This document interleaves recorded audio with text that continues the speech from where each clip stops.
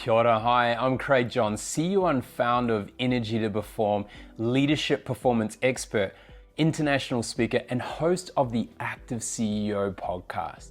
Today we're talking about how you improve your CEO performance habits during times of uncertainty. You know, some of your habits aren't supporting being a high-performing leader or leading high-performing teams. Now, we all know at this point, it's really important that you stand up with confidence, certainty, calmness, and that you deliver as a high-performing leader. You need it for yourself. You have to remain positive.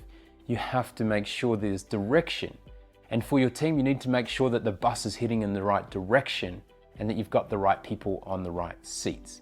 So what performance habits do you need to ensure that happens? Now, what are high performance habits?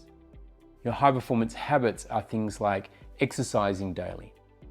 They are eating good food. They are freeing your mind, so making sure your mind is decluttered and not constantly ticking over all 24/7. And make sure you recover with purpose.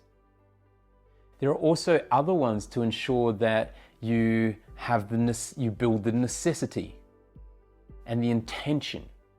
There are other performance habits to make sure that you prepare well and you stand up and you deliver a good performance in every interaction you make. Now, most of those are going to be remote right now. And so you're going to need to learn how to bring the energy, be present, and deliver a great performance to achieve the right outcomes when you're in these virtual meetings or online meetings.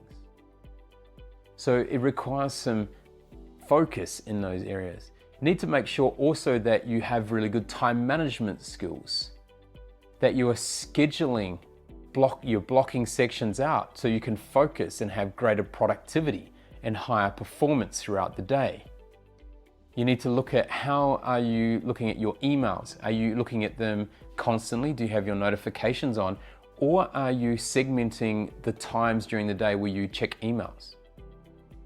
You might have a rules, like a business rule, that if it's really urgent, they call you on your phone and they know that you might only check your emails at 8 o'clock in the morning, 12 o'clock, and then again at 4 o'clock. Some of you may only check it twice per day. But you need to make sure those rules are in place so that you can deliver those high performance habits. Now, the negative habits are things like multitasking. They are things like trying to focus on too many things at one time, not preparing or planning, not looking after your personal health, not thinking ahead and going, what body language? What methods of communication do I need to ensure that I get the right outcome and I deliver the message in the way that you want to? You need to get the best out of people, but before you can do that, you must get the best out of yourself. You must influence yourself in a positive manner so you can deliver that performance. So let's take a look. We need to remove the negative habits and replace them with positive ones. So we need to remove negative habits and replace them with positive habits. So 3 things here. 1, identify your positive and negative performance habits.